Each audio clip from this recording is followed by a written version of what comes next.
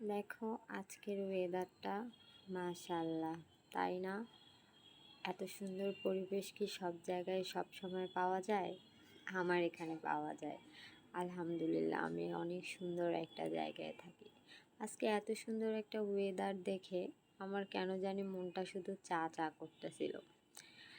আমি আবার সব সময় চা খাই না, চাটা আমার খুব একটা পছন্দও না। যখন শ্বশুর বাসায় যাওয়া হয় তখন খুব বেশি পরিমাণে চা খাওয়া হয়। বাসায় থাকি সবসময় একাই, তাই চাটা খুব একটা খাওয়া হয় না। বাসায় যদি গেস্ট আসে তাহলে চা খাওয়া হয়।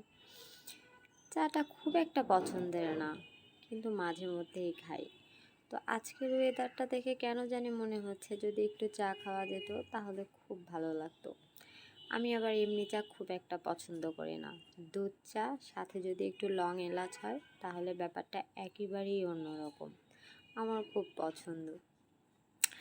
তো তাই আজকে দেরি না করে ঝটপট চলে গেলাম রান্নাঘরে একটু চা বানানোর জন্য।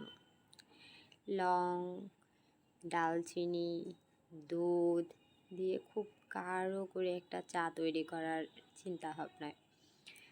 তো এখানে চাটা চড়াই দিয়ে একটা ভিডিও বানায় ফেলি, সেটাও চিন্তা ভাবনা করলাম।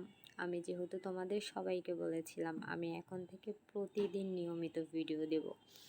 হ্যাঁ বন্ধুরা, সত্যি প্রতিদিন ভিডিও দেব। কেন দিব না? কেন অন্যের কথায় নিজের স্বপ্নটা নষ্ট করে দেব বলো তো? আমার এই পেজটাকে নিয়ে আমার অনেক অনেক বড় স্বপ্ন। আমি চাই না আমার স্বপ্নটা কোনোভাবেই নষ্ট হয়ে যায়। আচ্ছা, তোমরা কি দুধ চায়ে চিনি পছন্দ করো? আমি কিন্তু মোটেও করি না, তারপরেও আজকে ভুলবশত চিনি দিয়ে ফেললাম। চিনিটা আমার মোটেও পছন্দ না। অ্যাটলিস্ট আমি আসলে মিষ্টি জিনিসটাই পছন্দ করি না। তারপরেও যাই হোক, একটু চিনি দিয়েই ফেললাম ভুলবশত। জানি না চাটা আসলে কি পরিমাণে মিষ্টি হবে।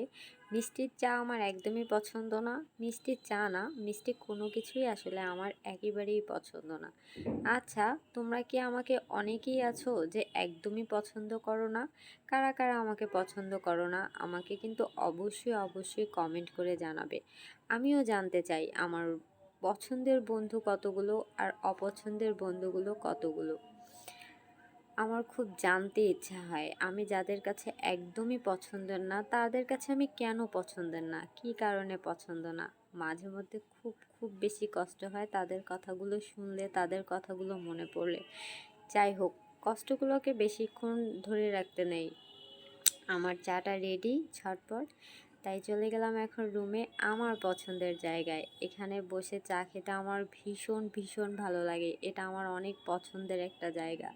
এখানে বসে বসে আমি আমার নিজের সাথে অনেক গল্প করি। সারাদিন একা থাকি তো কি করব বলো? আমার তো তেমন কোনো বন্ধু নাই, তাই নিজের সাথেই গল্প করতে হয়। তাই আজকেও নিজের সাথে গল্প করতে করতে এইরকম ওয়েদারটা উপভোগ করলাম আর চাটা খেলাম। তোমরাও কারা কারা এমন করো অবশ্যই অবশ্যই কিন্তু আমাকে কমেন্ট করে জানাবে।